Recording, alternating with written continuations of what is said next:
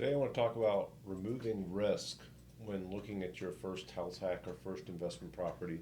So whenever you're looking at your first house hack or your first investment property, you're going to have a lot of questions before you go under contract and especially after you go under contract.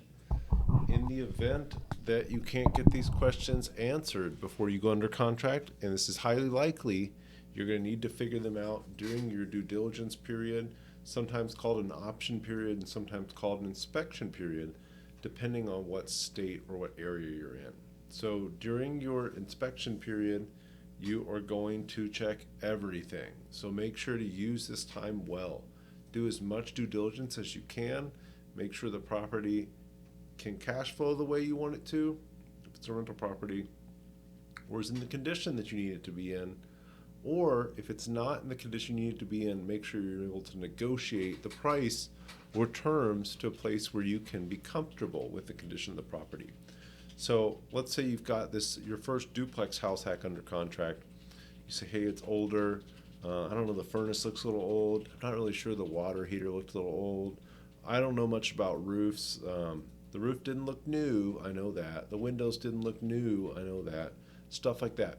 You're not going to get to know everything before you buy a property. A lot of times you ask the age of the roof before you buy the property. Not that this really matters too much because you don't know the condition it's in. And the seller has no idea. They're like, hey, I bought this property 5 years ago. It had this roof on it then. I don't know when it was replaced. Or I bought it a couple years ago. I don't know the age of the HVAC. I don't know the age of the water heater. I don't know the age of the roof or the windows. I don't know anything.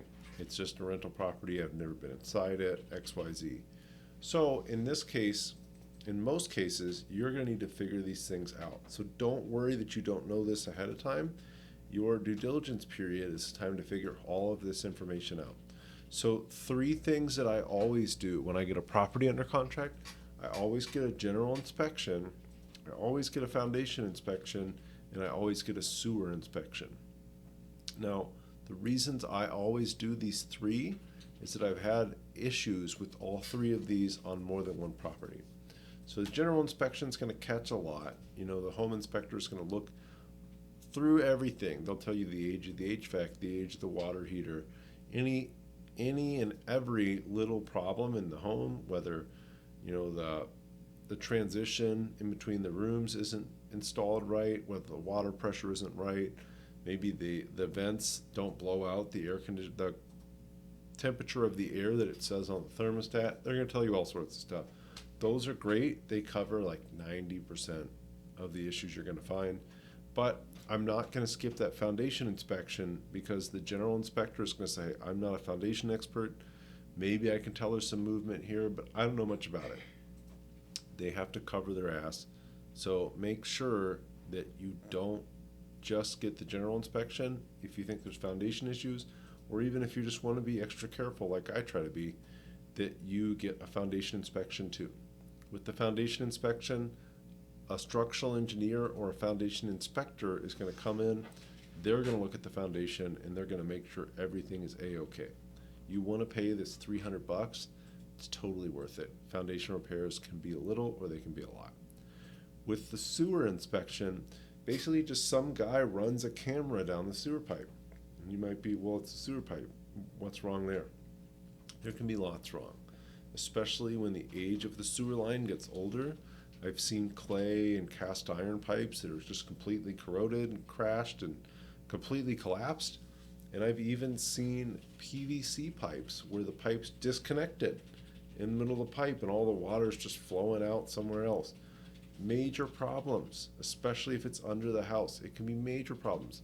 We've paid upwards of $15,000 to replace sewer lines before. So if all you had to do was run a sewer scan, like basically $300, a couple $100, maybe $200, $250, get somebody to run a camera through the sewer.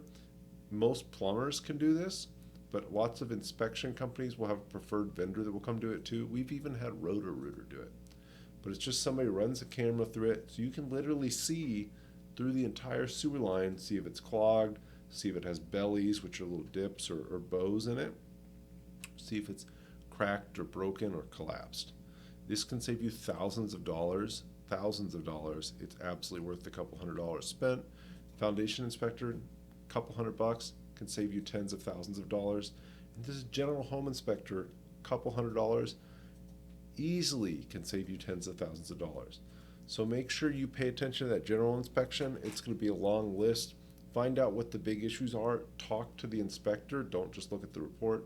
Talk to the inspector and say, hey, I see all this stuff. Can you give me the bigger issues you see here that are actually going to be a problem here in the near future? So there are other inspections you can do, but I probably wouldn't do them right up front. Stuff like electrical inspections, plumbing inspections, HVAC inspections, roof inspections. They're all stuff where that general inspector is going to say you need to bring in an expert to look at these things. So with the electrical, if there's problems, he's going to say bring in an electrician. Plumbing, plumber. HVAC technician to check the HVAC systems. The simple and easy one is that roofer. So he's going to say, hey, I don't know the age of the roof. Looks like it's got a little damage, XYZ. You're going to need a qualified roofer to evaluate it. Most roofing companies will do roofing inspections for free because if there's a problem, they want to get that work.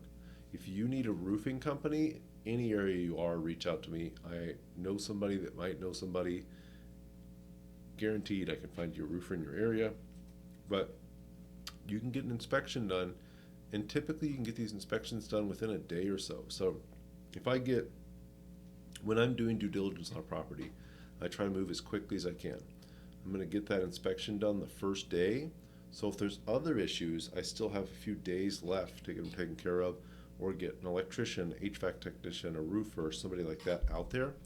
But just keep in mind here, you're doing as much due diligence as you can to have as much information as you can, but don't get overloaded by it. Talk to any of these professionals, find out what the actual issues are and what you really need to worry about right now. And that's how you avoid risk when you're buying rental property, house hack, maybe even just your first house. Reach out to us here at themoreheadteam.com. We're always here to help.